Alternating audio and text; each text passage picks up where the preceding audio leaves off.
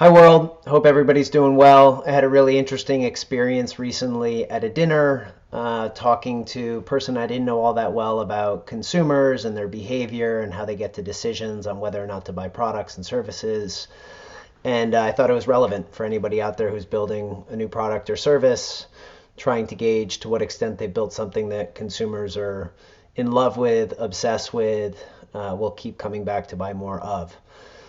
So, was sitting at dinner, again, didn't know this person all that well. We were talking about net promoter scores. They didn't know a whole lot about what they were, how they worked, and he was wearing an Apple Watch. So I said to him, or I asked him, how likely would you be to recommend buying that watch to a friend?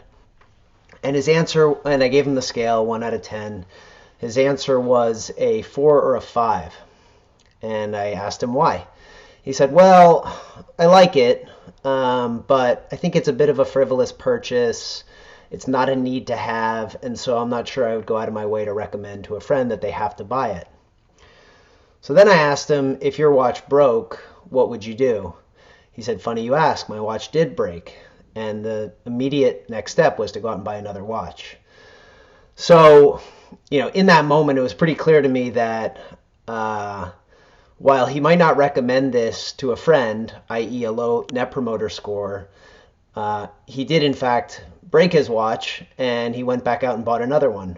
To me, that's far more telling of to what extent he's obsessed with that product or service. So I asked him why. Like, why did you go back out and buy another watch? And what was really interesting was his answer, which was, I really love the way it encourages me to be healthy. I always look to close my rings at the end of the day. So, in a very short period of time, we got to, yes, he loves this product. He would buy it again.